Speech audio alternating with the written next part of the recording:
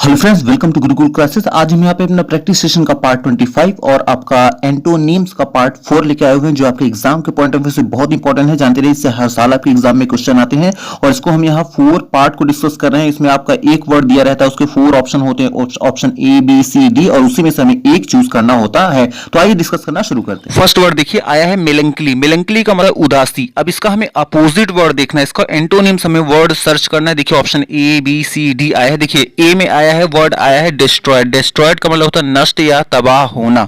तो ये तो हमारा एक ही तरह का अपोजिट वर्ड बिल्कुल नहीं लग रहा है।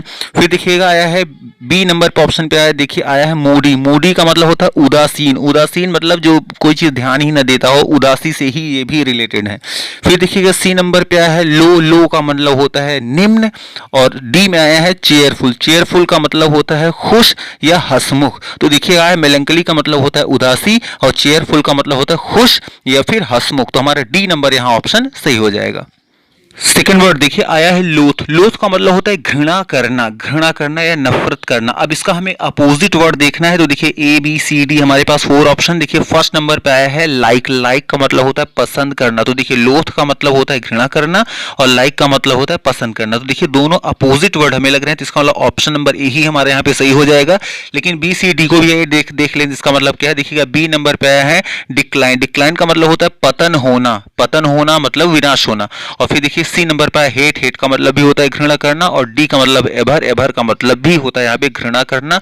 देखें बी सी डी ये आपको जो है ये तीनों ऑप्शन आपका आप कह सकते हैं ये सिनोनिम्स का वर्क कर रहे हैं, लेकिन एंटोनिम्स हमारे पास एक ही है, ये है ऑप्शन नंबर ए। तो ए नंबर ऑप्शन हमारा सही हो जाएगा। एक चीज और जानते रहिएगा, यहाँ आपको हिंदी बता दी जा रही है मेन वर्ड की और इसके 4 ऑप्शन की भी हिंदी बताई जा रही है, लेकिन एग्जाम में आप में कोई हिंदी नहीं मिलेगी, केवल इंग्लिश टू इंग्लिश मिलेगी। इसलिए इन वर्ड को ध्यान से देखिए, इसका मतलब समझते रहिए, बार बार वीडियो को वॉच करिएगा ताकि सारी चीजें याद हो जाएं।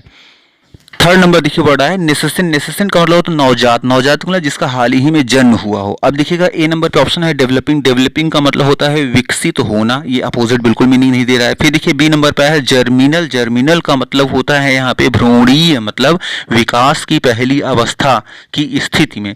तो ये भी देखें तो ये तो नेसेसिन का ही आपका सिनोनिम्स, मतलब ये तो पर्यायवाची ही लग रहा है। फिर देखिए सी नंबर पे है मैच्योरिंग। मैच्योरिंग का मतलब होता है हमारा यहाँ पे जो आपका परिपक्व, मतलब जो विकसित कर चुका हो। तो अब देखिए एक तरफ आया नवजात, एक नया नया जन्म लिया है, और एक तरफ पूरी तरह विकसित कर चुका है। तो थोड़ा थोड़ा तो जा रहा है अपोजिट, लेकिन और अदर वर्ड भी देख लेते हैं, हो सकता है इससे अच्छा कोई वर्ड मिल जाए। फिर देखिए डी नंबर पर है विदरिंग। विदरिंग का मतलब होता है मुरझा जाना। मुरझा जाना मतलब पेड़ पौधे के सेंस बोलेंगे, मुरझा जाना व्यक्ति के सेंस में बोलेंगे तो बूढ़ा हो जाना। तो अब एक सेंस में देखिए आया है नवजात। नवजात का मतलब हाल ही में जन्म होना, और एक तरफ हो रहा है बूढ़ा हो जाना। तो ये दोनों तरफ क्या है, वर्ड दोनों अपोजिट जा रहे हैं। एक तरफ जीवन की शुरुआत दिखा रहा है और एक तरफ जीवन का अंत दिखा रहा है। तो यहाँ पे डी वाला ऑप्शन जो विदरिंग है, मुरझा जाना या बूढ़ा हो जाना या पतन की ओर आगे बढ़ना, तो डी नंबर हमारा यहाँ ऑप्शन सही हो जाएगा। फोर्थ नंबर देखिए वर्ड है एंगस्ट। एंगस्ट का मतलब होता है गुस्सा। अब सपोज करिए कि आपको किसी ने कोई वर्ड बोला और उसके बातों को सुनकर आप नाराज हो गए, गुस्सा हो गए। अब उसका हमें अपोजिट देखना है। तो देखिएगा पहला नंबर है कैजुअलनेस। कैजुअलनेस का मतलब होता है ध्यान ही न देना। मतलब देखिएगा एक तरफ कंडीशन है, किसी ने आपसे कुछ कहा और आप गुस्सा हो गए, और एक तरफ क्या है कि आपने ध्यान ही नहीं दिया। तो गुस्सा हो जाने में आपने ध्यान दिया होगा तभी आप गुस्सा हुए होंगे, और जब ध्यान ही नहीं दिए हैं, इसमें आगे कैजुअलनेस का मतलब होता है ध्यान ही नहीं देना। तो ये तो अपोजिट वर्ड चला गया, लेकिन और वर्ड भी देख ले रहे हैं। एंजाइटी। एंजाइटी का मतलब होता है चिंता हो जाना। तो चिंता, तो अगर किसी ने आपसे कुछ कह दिया तो आप चिंतित हो गए, मतलब आपने उसकी बात पे ध्यान दिया। सी नंबर पे देखिए ये तो उसी तरह अपोजिट वर्ड मतलब सेम जा रहा है, B number option. C number पे है इनसिक्योरिटी, मतलब असुरक्षा की भावना आपके अंदर आ गई। किसी ने आपसे कुछ कहा और आपके अंदर असुरक्षा की भावना आ गई, इसका मतलब कि आपने उसकी बात पे ध्यान दिया। फिर देखिएगा डी नंबर पे आया है डिस्टर्ब। डिस्टर्ब मतलब क्या है, आपका व्याकुल हो जाना, परेशान हो जाना। तो किसी ने आपसे कुछ कहा और आप उसकी वजह से डिस्टर्ब हो गए, व्याकुल हो गए, मतलब आपने उसकी बातों पे ध्यान दिया, इसीलिए आप क्या हुए, व्याकुल या परेशान हुए। लेकिन एक नंबर देखिए ए नंबर पे आया है कैजुअलनेस का मतलब होता है ध्यान ही नहीं देना। उसने आपसे कुछ कहा और आपने ध्यान ही नहीं दिया। जब ध्यान ही नहीं दिए होंगे तो न तो आपके अंदर गुस्सा आएगा, न तो आप असुरक्षा की भावना होगी, न तो आप डिस्टर्ब भी होंगे। तो अपोजिट तो थोड़ा थोड़ा वर्ड हमें मिल रहा है, वो ऑप्शन नंबर ए ही मिल जा रहा है कि वहां आया है गुस्सा। गुस्सा गुस्सा का अपोजिट जो होता है, वैसे देखें तो गुस्सा हो गए और हैप्पी हो गए, ये थोड़ा सिंपल सिंपल लग रहा है, लेकिन इस टाइप का अगर ऑप्शन आ जाएगा तब हमें क्या चूज करना होगा, तो देखिए इसी तरह समझना होगा। कैजुअलनेस का मतलब होता है ध्यान न देना, एंजाइटी का मतलब होता है चिंतित हो जाए, इनसिक्योर का मतलब हो गया असुरक्षा की भावना होना, और डिस्टर्ब का होता है परेशान हो जाना या व्याकुल हो जाना। तो इनमें से जो आपका थोड़ा सा अपोजिट वर्ड दिख रहा है वो जा रहा है कैजुअलनेस में, तो कैजुअलनेस ए नंबर यहाँ ऑप्शन हम सही कर देंगे। और ऑप्शन बी सी डी इनको हम आप चाहें तो आप थोड़ा सा सिनोनिम्स की कैटेगरी में इनको रख सकते हैं, लेकिन अपोजिट हमारा एक ही वर्ड दिख रहा है, वो है option number A. Fifth number देखिए वर्ड है डीम्योर। डीम्योर का मतलब होता है शर्मीला या संकोची होना। सपोज करिए कोई एक इंसान है जो अपनी बात को नहीं कह पाता, उसका कारण क्या है, वो बहुत ज्यादा संकोची है, बहुत ज्यादा शर्मीला है। अब इसका हमें अपोजिट वर्ड देखना है, मतलब वो अपनी बात नहीं कह पा रहा है, उल्टा जो होगा वो अपनी बात कह पाएगा, कुछ इस सेंस में होना चाहिए। देखिए ए नंबर पर है स्ट्रॉन्ग। स्ट्रॉन्ग का मतलब होता है जो मजबूत हो। मजबूत का मतलब जो अंदर से मजबूत हो, जो बहुत तीव्र हो। इसका मतलब जब मजबूत है, तीव्र है, तो अपनी बात कह पाएगा या नहीं कह पाएगा, बिल्कुल कह पाएगा। तो अपोजिट वर्ड कौन सा जा रहा है हमारा, ए नंबर पे अपोजिट कुछ सेंस दिख रहा है, लेकिन और वर्ड को पहले हम चेक कर लें। देखिए बी नंबर पे है शाई। शाई का मतलब भी होता है शर्मीला, ये तो सिनोनिम्स निकल गया, उसी कैटेगरी का वर्ड है। सी नंबर पे देखिए है बैकवर्ड। बैकवर्ड वर्ड है। बैकवर्ड का मतलब होता है पीछे होना, पिछड़ा होना। अब पिछड़ा होना या मंद होना, पिछड़ा होने का मतलब भी होगा वो इंसान अपनी बात नहीं कह पाएगा, मंद है। और डी नंबर का है अफ्रेड। अफ्रेड का मतलब होता है डरा हुआ होना, जब डरा हुआ होगा तब भी अपनी बात नहीं कह पाएगा, इसलिए ऑप्शन नंबर हमारा ए ही ऑप्शन सही होगा। तो इसलिए ए नंबर हम ऑप्शन यहाँ पे क्लिक कर देंगे। 6 नंबर वर्ड दिखा है एडजेसेंट। एडजेसेंट का मतलब होता है निकट स्थल, मतलब नजदीक या करीबी या पास। इसका अपोजिट वर्ड देखना है। देखिए ए नंबर पे आपका आया है आपका नियर बाई। नियर बाई का मतलब भी होता है के पास, ये इसका सिनोनिम्स निकल गया। देखिएगा बी नंबर पे आया है ज्वाइनिंग। ज्वाइनिंग का मतलब होता है नजदीक, ये भी इसके सिनोनिम्स इसका निकल गया। फिर देखिए आया है सी नंबर पे है रिमोट। रिमोट का मतलब होता है दूर स्थल, मतलब दूर का। तो देखिए एडजेसेंट का मतलब आया था नजदीक का या निकटस्थ, और इसका रिमोट का मतलब होता है दूर का। तो पॉजिटिव वर्ड कौन है हमारा, रिमोट। आपका सी नंबर ऑप्शन सही हो जाएगा। डी नंबर क्यों गलत है, देखिए डी नंबर पे आया है बॉर्डरिंग। बॉर्डरिंग का मतलब भी होता है सीमा से सटा हुआ, मतलब नजदीक के ही सेंस में आएगा ये भी, तो इसलिए हमारा सी नंबर यहाँ ऑप्शन सही हो जाएगा। नेक्स्ट नंबर देखिए वर्ड आया है इल्यूमिनेट। इल्यूमिनेट का मतलब होता है स्पष्ट करना या किसी बात पर प्रकाश डालना या रोशनी डालना। अब इसका हमें अपोजिट वर्ड देखना है। देखिए ए नंबर पर है ऐड। ऐड का मतलब होता है जोड़ना, तो ये अपोजिट नहीं है इसका। फिर देखिएगा बी नंबर पर है इरेज। इरेज का मतलब मिटाना। अब देखिए उसमें कह रहा है कि स्पष्ट करना, रोशनी डाला, इसमें कह रहा है मिटाना। देखिए अगर आता है लिखना, तो लिखना का मिटाना होता तब ये अपोजिट जाता, लेकिन वहां है कि लिखने की बात नहीं, बल्कि जो पहले से है उस बात को और स्पष्ट कर देना और क्लियर करने की बात आई है, इसलिए इरेज को हम अपोजिट नहीं मान सकते। फिर देखिएगा सी नंबर पर है लाइट। लाइट का मतलब होता है रोशनी। रोशनी का मतलब रोशनी डालना, प्रकाश डालना, मतलब स्पष्ट करने के ही सेंस में, इसलिए ये भी अपोजिट नहीं जाएगा। डी नंबर पे देखिए है डार्कन। डार्कन का मतलब होता है अंधेरा। अब देखिए एक तरफ है प्रकाश करना, रोशनी डालना या किसी बात को स्पष्ट करना, और एक तरफ आया है डार्कन। डार्कन का मतलब होता है अंधेरा करना या अस्पष्ट करना। कोई भी चीज अंधकार या अस्पष्ट अगर कोई चीज है उसके लिए हम क्या बोलें, डार्कन। तो देखिए आया था इल्यूमिनेट का मतलब आता है स्पष्ट करना, रोशनी डालना, और डार्कन का मतलब होता है अंधेरा या अस्पष्ट कोई चीज जब होती है, इसलिए हमारा डी नंबर ऑप्शन यहाँ पे सही हो जाएगा।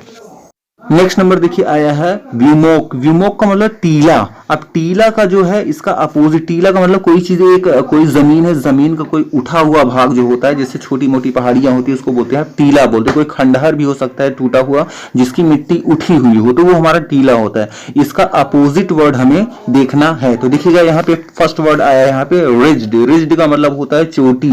और चोटी है, चोटी का मतलब कोई भी एक ऊंची, कोई ऊंचा स्थान, उसको भी चोटी बोलते हैं। तो देखिए टीला या चोटी बात एक ही है, तो ये सिनोनिम्स चला गया। बी नंबर देखिए आया हिल। हिल का मतलब होता है पहाड़ी। पहाड़ी भी उठी हुई होती है, इसलिए ये भी सिनोनिम्स में चला गया। फिर देखिए सी नंबर पर है अप लैंड। मतलब लैंड तो है, जमीन तो है, लेकिन अप का मतलब ऊपर, कोई उठी हुई कोई लैंड, जमीन का कोई भाग ऐसा जो ऊपर उठा हुआ होता है, ये भी तो देखें टीला के ही सेंस में आ गया, तो ये भी इसका सिनोनिम्स चला गया। फिर नंबर देखिए डी आया। डी नंबर पर है डिच। तो डिच का जो मतलब होता है खाई या गड्ढा होता है। तो देखिए टीला का मतलब उठा हुआ और डिच मतलब खाई या गड्ढा। गड्ढा जो है वो नीचे के सेंस में आएगा, इसलिए हमारा डी नंबर यहाँ पे ऑप्शन सही हो जाएगा। 9th नंबर देखिए आया हैगर्ड। हैगर्ड का मतलब होता है थका मंदा। थका मंदा मतलब थक, बहुत ज्यादा थक चुका हुआ। अब इसका हमें अपोजिट वर्ड देखना है। देखिए ए नंबर पर है फ्रेश। फ्रेश का मतलब होता है तरोताजा होना। अब देखिए एक तरफ थका है इंसान और एक तरफ एकदम तरोताजा है, एकदम नया नया एनर्जी से भरा हुआ है। तो यहाँ ए नंबर देखें तो अपोजिट वर्ड जा रहा है, इसलिए हमारा ए नंबर ही यहाँ ऑप्शन सही हो जाएगा। लेकिन और वर्ड को चेक कर लेते हैं। देखिए बी नंबर पे है वीक। वीक का मतलब भी होता है थका मंदा या कमजोर होना। और सी नंबर पे देखिए सी नंबर पे आया है पैल। तो पैल का मतलब भी होता है यहाँ पे जान ली थका मंदा या बहुत ज्यादा वीक, बहुत ज्यादा कमजोर जो होता है उसको बोलते हैं पेल होना। और डी नंबर पर है टायर्ड। टायर्ड का मतलब भी होता है थका हुआ होना, इसलिए ए नंबर हमारा ऑप्शन सही है। 10th नंबर देखिए वर्ड आया है स्कॉलरली। स्कॉलरली का मतलब होता है विद्वतापूर्ण या विद्वान। कोई इंसान जिसके अंदर बहुत ज्यादा ज्ञान से भरे हुए इंसान को आप बोलते हैं विद्वतापूर्ण होना, या फिर उसे डायरेक्टली आप कहते हैं वो इंसान विद्वान है। अब इसका हमें अपोजिट वर्ड देखना है। तो देखिए ए नंबर पे आया है लर्नेड। लर्नेड का मतलब होता है विद्वान। तो ये तो इसका अपोजिट नहीं बल्कि सिमिलर वर्ड निकल गया, एक ही कैटेगरी है, तो सिनोनिम से चला गया।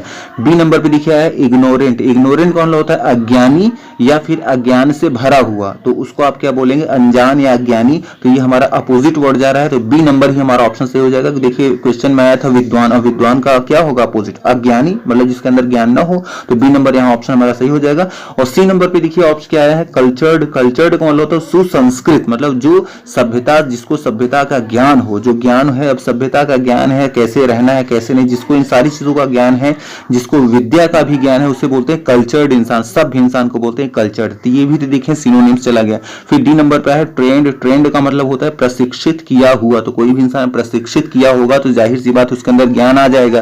तो ये भी देखें तो ज्ञानी के ही सेंस में आया है, तो इसलिए हमारा दिखेगा ऑप्शन नंबर ए, सी और डी, ये तीनों जाएंगे सिनोनिम्स में, और एंटोनिम्स हमारे पास एक ही है, वो है ऑप्शन नंबर बी। तो बी नंबर यहाँ ऑप्शन हमारा सही हो जाएगा। नेक्स्ट नंबर देखिए वर्ड आया है कन्वुल्सन। कन्वुल्सन का मतलब होता है ऐंठन होना। ऐंठन का मतलब सपोज करिए कोई इंसान बीमार है, बीमारी की वजह से वो पूरी तरह उसकी बॉडी अकड़ गई है, उसकी बॉडी ऐंठ गई है, अकड़ गई है, तो अब उसका हमें अपोजिट देखना है, इसी माइंड को लेकर चलना है, इमेजिन करते हुए। अब देखिएगा ए नंबर में है क्रैम्प। क्रैम्प का मतलब भी होता है ऐंठन या अकड़न। तो ये भी देखें तो उसका सिनोनिम से निकल गया। फिर देखिए बी नंबर पे है शेकिंग। शेकिंग मतलब कांपना। अब देखिए एक तरफ बॉडी उसकी बीमारी की वजह से ऐंठ गई है या कहिए कांप रही है, तो एक ही कैटेगरी, निगेटिव सब मीनिंग दे रहे हैं, सब एक ही कैटेगरी के वर्ड लग रहे हैं। फिर देखिएगा सी नंबर पे है रेस्टफुल।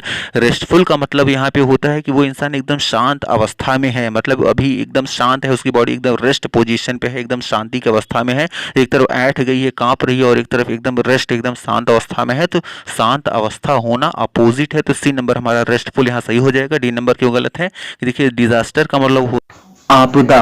तो आपदा भी देखें तो ये बिल्कुल अपोजिट नहीं जा रहा है, तो हमारे पास अपोजिट देखें तो एक ही वर्ड लग रहा है, वो क्या है सी। तो इसलिए हमारा सी नंबर ऑप्शन सही हो जाएगा। 12th नंबर देखिए वर्ड आया है स्क्वाल। स्क्वाल का मतलब होता है वायु का झोंका या हवा का झोंका। सपोज करिए कि अचानक आंधी चलने लगी और आंधी की वजह से तेज तेज हवा के झोंके चलने लगेंगे और तेज तेज हवाएं चलने लगेंगी। जो एक बैग, जो हवा का जो झोंका आता है एक बैग, उसको बोलते हैं स्क्वाल। अब देखिएगा ए नंबर पर है विंड। विंड का मतलब होता है हवा। अब ये हवा भी देखें तो वायु का झोंका हो गया, हवा हो गया, बात एक ही कैटेगरी के लग रहे हैं।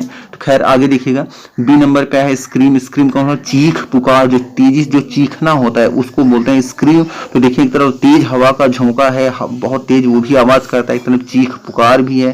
तो ये अपोजिट वर्ड बिल्कुल नहीं है। सी नंबर पे देखिए क्राई का मतलब होता है चिल्लाना। तो चिल्लाना भी देखें, हवा का झोंका भी तेज चलता है, ये भी चिल्लाना है, अपोजिट बिल्कुल नहीं है। डी नंबर पर पीस। पीस का मतलब होता है शांति। अब देखिए एक तरफ हवा का तेज झोंका आवाज करता हो, एक तरफ है शांति, बहुत शांत माहौल होना। तो इसलिए हमारा डी नंबर ऑप्शन सही हो जाएगा। नेक्स्ट वर्ड देखिए आया है हेल्सियान। हेल्सियान का मतलब होता है धीर या शांत, मतलब यहाँ शांति से रिलेटेड है। अब इसका हमें अपोजिट वर्ड देखना है। तो देखिए ए नंबर पे है काल्म। काल्म का मतलब भी होता है शांत होना, तो ये तो इसका सिनोनिम्स हो गया। बी नंबर पे है जेंटल। जेंटल का मतलब होता है सुशील या शांत होना, तो यहाँ पे भी देखें ये भी सिनोनिम्स में ही चला गया। फिर देखिएगा सी नंबर पे है पल्मी। पल्मी का मतलब होता है खुश होना। अब यहाँ पे और ये हो गया। और डी नंबर पे देखिए आया है एजिटेटेड। और एजिटेटेड का मतलब होता है उत्तेजित होना। अब देखिएगा उत्तेजित होना। अब यहाँ देखिएगा काल्म का मतलब शांति हो गई, ये तो आपका सिनोनिम चला गया। जेंटल भी शांति में चला गया, बी नंबर भी। और देखिए सी और डी, यही दो हमारे पास ऑप्शन है। अब देखिए एक तरफ है इंसान पालमी, पालमी का मतलब, पलमी का मतलब होता है यहाँ पे खुश होना। अब खुश होने में इंसान चिल्ला भी सकता है और बहुत शांति से भी खुशी मना सकता है। लेकिन यहाँ पे डी नंबर पे देखिए वर्ड आया है एजिटेटेड। एजिटेटेड का मतलब होता है कि उत्तेजित हो जाना, मतलब अपनी भावनाओं को रोक ही ना पाना और चिल्ला देना या फिर कुछ ऐसा कर देना जिससे शांति भंग हो जाए। तो यहाँ पे जो हमारा मोस्ट जो आपका करेक्ट वर्ड है वो कौन सा है? Option number D, agitated. Agitated उत्तेजित हो जाना। तो डी नंबर यहाँ पे हम ऑप्शन सही कर देंगे। नेक्स्ट नंबर देखिए वर्ड आया है गुलिबल। गुलिबल का मतलब होता है भोला या सीधा साधा, मतलब बहुत सीधा साधा भोला भाला होना, ये आता है गुलिबल का मतलब। अब इसका हमें अपोजिट वर्ड देखना है तो देखिए ए नंबर पे है इनोसेंट। इनोसेंट का मतलब होता है मासूम। तो मासूम होना या सीधा साधा भोला भाला होना, ये बात एक ही है, तो आपका सिनोनिम्स में चला गया। बी नंबर पे देखिए है सिली। सिली का मतलब भी होता है एक ऐसा इंसान जो बहुत भोला भाला हो या जिसको कोई चीज ज्यादा पता ही ना हो या जो बिल्कुल दिमाग लगाता ही ना हो या लगा ही ना पाता हो, समझ ही ना पाता हो चीजों को। तो बहुत सीधा साधा भोला भाला होना, ये भी सेंस में चला गया सिली भी। अब देखिए सी नंबर पे है वाइज। वाइज का मतलब होता है बुद्धिमान होना। और डी नंबर पे है नॉइज। नॉइज का मतलब शोर गुल या शोर। अब देखिएगा इसमें अगर देखें भोला भाला का, अगर हम इसका अपोजिट वर्ड अपने मन में अगर सोचे तो ऐसा लगता है जैसे एक तरफ भोला भाला और एक तरफ बहुत दुष्ट आदमी या दुष्ट इंसान। तो लेकिन यहाँ दुष्ट कोई ऐसा वर्ड तो आया नहीं जिससे दुष्टता को शो किया जाए। अब अगर इन्हीं वर्ड में हमें कोई वर्ड सर्च करना है तो देखिए हमारे पास एक ही वर्ड है, वो है ऑप्शन नंबर सी, वाइज। एक तरफ देखिएगा अब ए नंबर में है इनोसेंट का मतलब भी होता है मासूम या सीधा साधा भोला भाला, ये इसका सिनोनिम्स चला गया। अब डी नंबर पे भी है सिली का मतलब भोला भाला ही, ये भी में चला गया, तो सिनोनिम्स हो गया। अब हमारे पास वर्ड दो ही बच रहे हैं, एक बच रहा है वाइज, एक बच रहा है नॉइज। नॉइज का मतलब हो गया शोर। तो भोला भाला सीधा साधा होना और शोर गुलती है तो बिल्कुल भी मैच ही नहीं कर रहा है। अब एक ही वर्ड हमारे पास बच रहा है सी। एक तरफ सीधा साधा भोला भाला मतलब जिसको जल्दी कोई चीज समझ ना पाता हो या कोई चीज जिसको बहुत ज्यादा दिमाग ही ना लगा पाता हो या बिल्कुल जिसके अंदर चालाकी न हो गया सीधा साधा भोला भाला। उसका अपोजिट वर्ड देखेंगे तो एक ही वर्ड हमारे पास है, वो ऑप्शन नंबर सी, वाइज। तो वाइज को यहाँ पे हम क्लिक कर देंगे।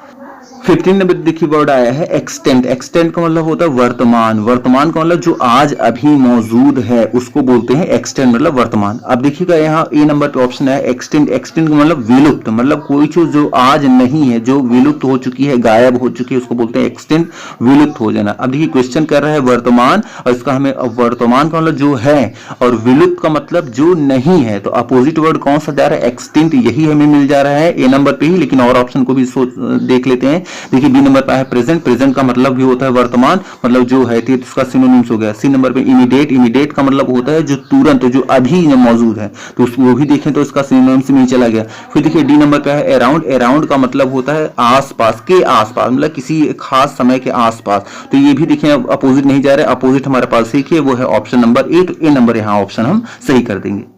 तो मे भी आपको समझ में आ गया होगा कि कैसे आपको ऑप्शन चूज करना है, कैसे नहीं। तो चलिए आज कितने रखते हैं। और हाँ, अगर आप वीडियो आपको पसंद आती है तो प्लीज वीडियो को लाइक करना और चैनल को सब्सक्राइब करना ना भूलें। और हाँ, ये जानते रहिए ये सारे वर्ड जो है सेलेक्टिव वर्ड है, इसलिए इनको बार बार वॉच करें क्योंकि मे भी बहुत ज्यादा पॉसिबिलिटी है कि एग्जाम में आपके सारे के सारे वर्ड इन्हीं में से आ जाए। तो चलिए आज कितने रखते हैं and thank you very much for watching this video. Thank you.